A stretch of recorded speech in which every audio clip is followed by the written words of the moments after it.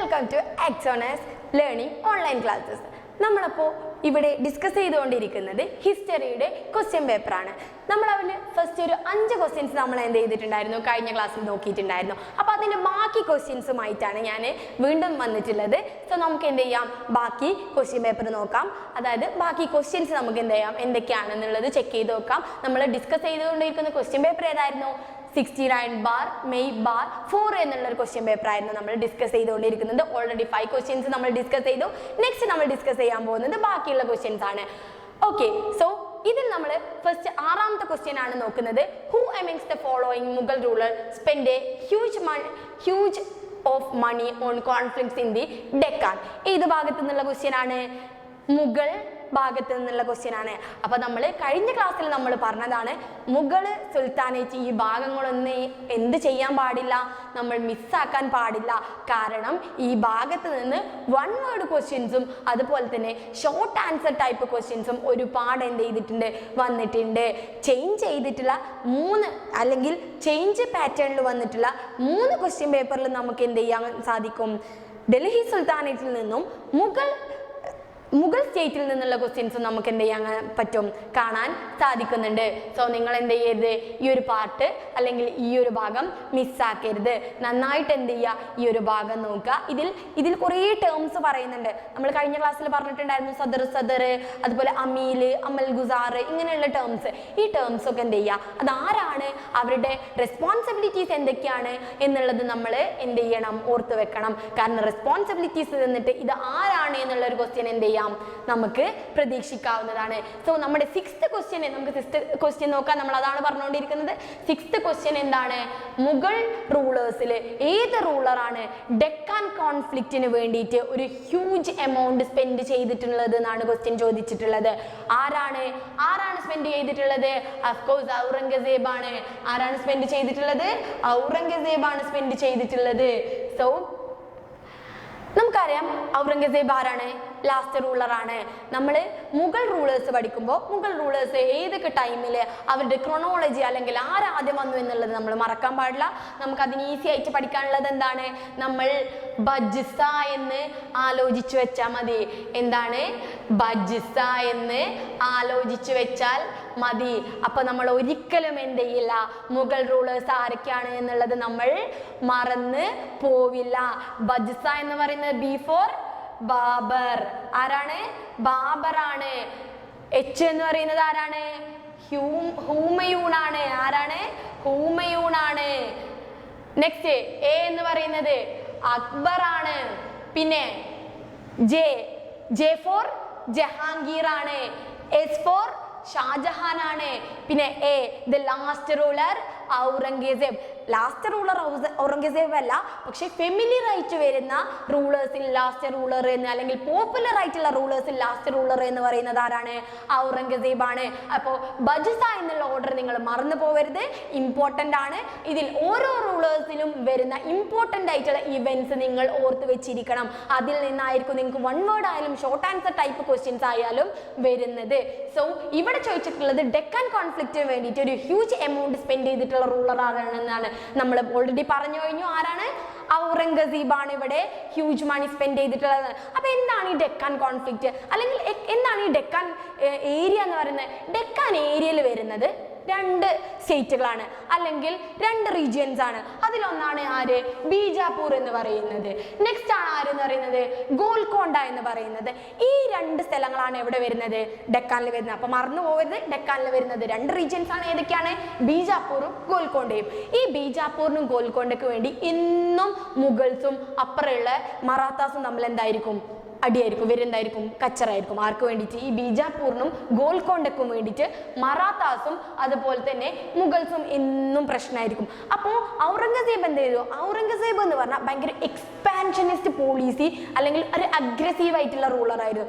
Maximum territory എന്ത് ചെയ്യുക? Increase ചെയ്യുക. മുഗൾ ഭരണത്തോട് കൂടുതൽ ടെറിട്ടറി കൂട്ടിച്ചേർക്കുക എന്നുള്ളതായിരുന്നു ആരുടെ ലക്ഷ്യം എന്ന് പറയുന്നത്?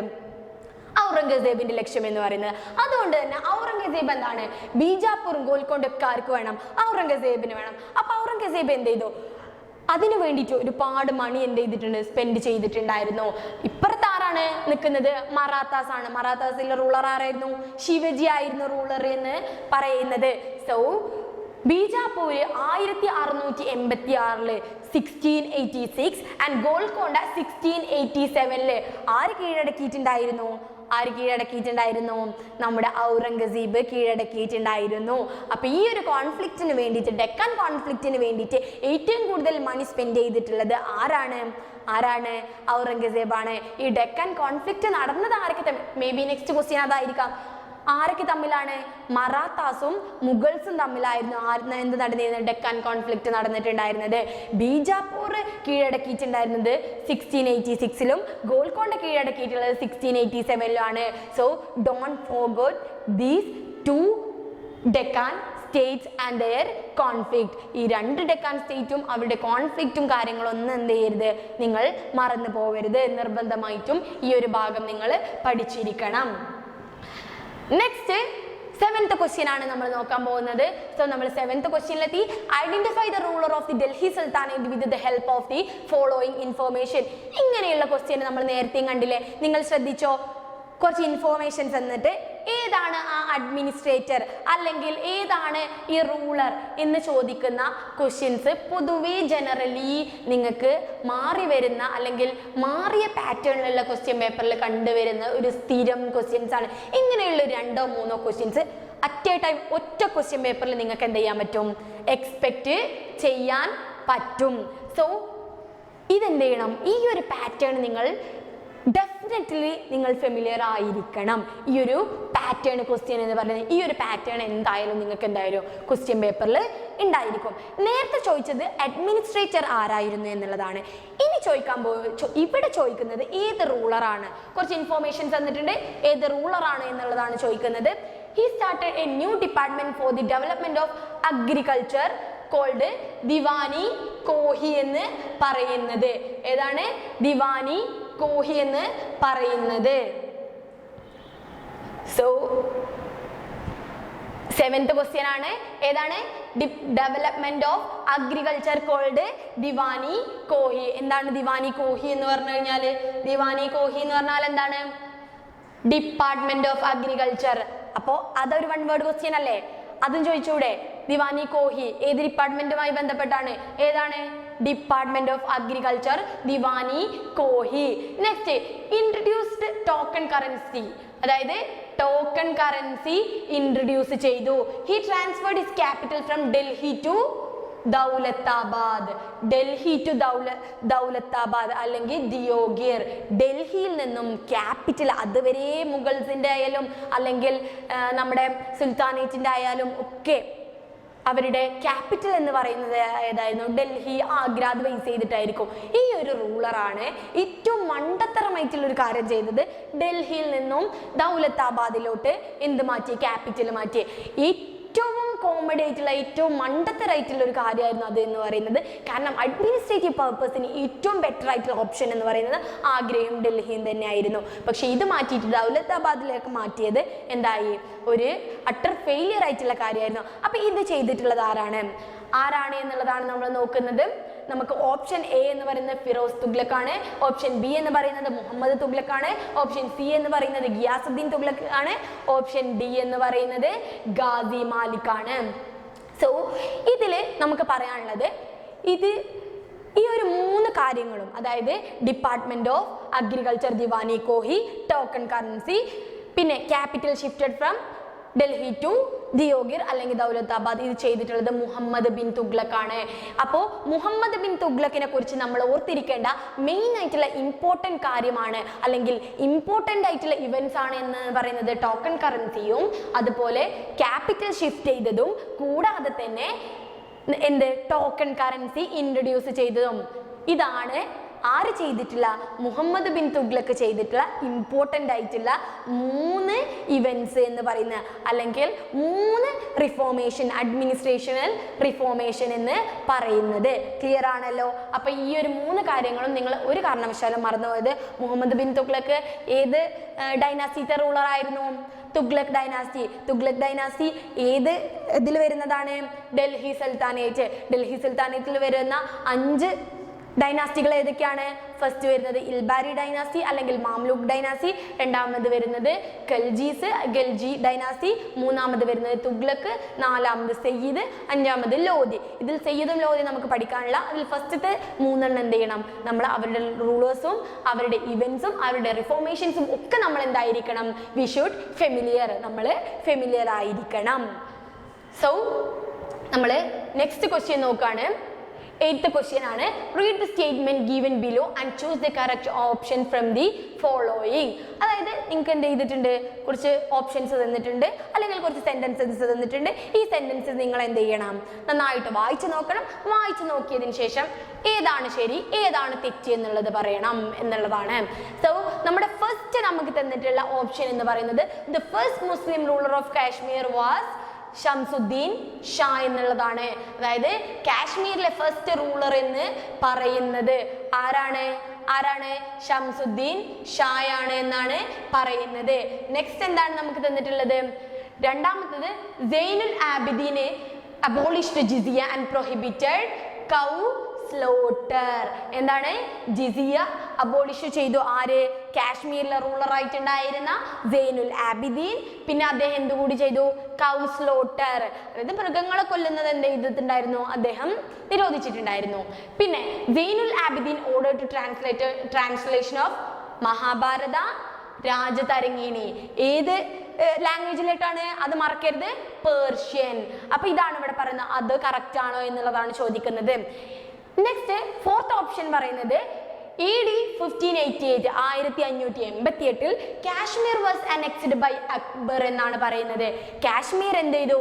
അക്ബർ അനെക്സ് ചെയ്തു എന്നുള്ളതാണ് പറയുന്നത്. അപ്പൊ ഈ 4 ഓപ്ഷൻസിൽ ഏതൊക്കെ ഓപ്ഷൻസ് ആണ് ക്ലിയർ ആയിട്ടുള്ളത്, ഓക്കെ ആയിട്ടുള്ളത് എന്നാണ് നമ്മളോട് ചോദിക്കുന്നത്. അത് നമുക്ക് ഫസ്റ്റത്തെ ഓപ്ഷൻ നോക്കാം. ഇതിൽ നമുക്ക് ഒരുപാട് വൺ വേർഡ് പ്രതീക്ഷിക്കാവുന്നതാണ്. ഇപ്പൊ ഈ തന്നിട്ടുള്ളത് പഠിച്ചാൽ തന്നെ കുറച്ച് വൺ വേർഡ് നമ്മൾ എന്തായി പഠിച്ചു. ഇതാണ് ഈ ക്വസ്റ്റ്യൻ പേപ്പർ ഡിസ്കഷൻ അല്ലെങ്കിൽ ക്വസ്റ്റ്യൻ പേപ്പറുമായിട്ടുള്ള ക്ലാസ് നമ്മൾ കണ്ടാണുള്ളത്. കാരണം നമുക്ക് അതിൽ ഓപ്ഷൻ തന്നെ പിന്നീട് വരാവുന്ന ക്വസ്റ്റ്യന് ഉണ്ടായിരിക്കും. So first Muslim ruler of Kashmir was Shamsuddin Shah. Correct അല്ലേ? ആണ്. അതേത് ഡൈനാസ്റ്റിയിലുള്ളതായിരുന്നു അദ്ദേഹം? ഷാമിർ ഡൈനാസ്റ്റിയിലുള്ളതായിരുന്നു. 1339 ആര് ഭരണത്തിൽ വരുന്നത്? ഷംസുദ്ദീൻ ഷാ വരുന്നത്. സോ ഫസ്റ്റ് റൂളർ കാശ്മീരിൽ എന്ന് പറയുന്നത് ആരെന്നായിരുന്നു? ഷംസുദ്ദീൻ ഷാ തന്നെ ആയിരുന്നു. നെക്സ്റ്റ് സൈനുൽ ആബിദീൻ വേറൊരു റൂളറാണ് എവിടെയുള്ളത്? കാശ്മീരിലുള്ളത്. എന്ത് അബോളിഷ് ചെയ്തു? ജിസിയ അബോളിഷ് ചെയ്തു. കൗ സ്ലോട്ടർ പ്രൊഹിബിറ്റ് ചെയ്തു. കറക്റ്റ് അല്ലേ? കറക്റ്റ് ആണ്. കാരണം അദ്ദേഹം റിലീജിയസ് ടോളറൻസ് ഫോളോ ചെയ്തിട്ടുള്ള ഒരാളായിരുന്നു. അതായത് മതസഹിഷ്ണുത, റിലീജിയസ് ടോളറൻസ് ഫോളോ ചെയ്തിട്ടുള്ള ആളുകൾക്ക് നല്ലത് മാത്രം ചെയ്തിട്ടുള്ള ഒരു റൂളർ ആയിരുന്നു ആര് എന്ന് പറയുന്നത്? സൈനുൽ ആബിദീൻ എന്ന് പറയുന്നത്. ഭയങ്കര ഫെയർ ആയിട്ടുള്ള റൂളർ കൂടിയായിരുന്നു സൈനുൽ ആബിദീൻ എന്ന് പറയുന്നത്. സോ അദ്ദേഹം എന്ത് ചെയ്തിട്ടുണ്ടായിരുന്നു? ജിസിയ എന്ന് പറയുന്നത് നോൺ മുസ്ലിംസ് കൊടുക്കുന്ന ടാക്സ് ആണ്. അതായത് ഒരു മുസ്ലിം രാജ്യത്ത് മുസ്ലിംസ് അല്ലാത്ത ഹിന്ദുസോ മറ്റുള്ള മതക്കാരോ കൊടുക്കുന്ന ടാക്സിനെയാണ് നമ്മൾ എന്തെന്ന് പറയുന്നത്? ജിസിയ എന്ന് പറയുന്നത്. സോ ജിസിയ പ്രോഹിബിറ്റ് ചെയ്തു അല്ലെങ്കിൽ അബോളിഷ് ചെയ്തു. കൗ സ്ലോട്ടർ മൃഗങ്ങളെ വധിക്കുന്നത്, പശുവിനൊക്കെ വധിക്കുന്നത് അദ്ദേഹം എന്ത് ചെയ്തിട്ടു? നിരോധിച്ചിട്ടുണ്ടായിരുന്നു. കറക്റ്റ് ആണ്. അപ്പൊ രണ്ടാമത്തെ ഓപ്ഷനും കറക്റ്റ് ആണ്. സൈനുൽ ആബിദീന് മഹാഭാരതിയും രാജതരംഗിണി ആരാണ് എഴുതുന്നത്? കൽഹനയാണ് എഴുതുന്നത്. അതേത് ലാംഗ്വേജിലോട്ട്? പേർഷ്യനിലോട്ട് ട്രാൻസ്ലേറ്റ് ചെയ്തു എന്നാണ് പറയുന്നത്. 100% കറക്റ്റ് ആണ്. എന്താണ്? ഇത് രണ്ടും അദ്ദേഹം പേർഷ്യനിലോട്ട് ട്രാൻസ്ഫർ ചെയ്തിട്ടുണ്ടായിരുന്നു. അപ്പൊ നമ്മുടെ ഓപ്ഷൻ എന്ന് പറയുന്നത് A 1 2 3 ആണ്. ഇതും 1 2 3 ഇത് മൂന്നും എന്താണ്? ഓക്കെ ആണ്. ഓക്കെ ആയിട്ടുള്ള ആൻസേഴ്സ് ആണ്. ഇനി ഫോർത്തിൽ എന്താണ് മിസ്റ്റേക്ക് എന്നുള്ളത് നമുക്ക് ജസ്റ്റ് ഒന്ന് നോക്കാം. ഇൻ AD 1588 എന്നാണ് പറഞ്ഞത്. 1588 ആര് നമ്മുടെ അക്ബർ കാശ്മീർ അനക്സ് ചെയ്ത് അല്ലെങ്കിൽ കാശ്മീർ പിടിച്ചെടുത്തത്? അല്ല. എന്നാണ് പിടിച്ചെടുത്തത്? 1586 പിടിച്ചെടുത്തത്. എന്നാണ്? 1586 1586 എന്ത് പിടിച്ചെടുത്തിട്ടുള്ളത്? കാശ്മീർ അനക്സ് ചെയ്തിട്ടുള്ളത്. ഇപ്പൊ നിങ്ങളൊന്ന് ആലോചിച്ച് നോക്കിയേ. ഏറ്റവും നമ്മൾ വിട്ടുപോകുന്ന മൈന്യൂട്ട് ആയിട്ടുള്ള കാര്യങ്ങൾ വരെ എന്തിൽ വരുന്നുണ്ട്? ഓപ്ഷൻസിൽ വരുന്നുണ്ട്. അപ്പം ആ മൈന്യൂട്ട് ആയിട്ടുള്ള കാര്യങ്ങൾ അത് ഇമ്പോർട്ടൻ്റ് ആണ് എന്നുണ്ടെങ്കിൽ നമ്മൾ വി ഷുഡ് സ്റ്റഡി, നമ്മളത് പഠിച്ചേ പറ്റൂ.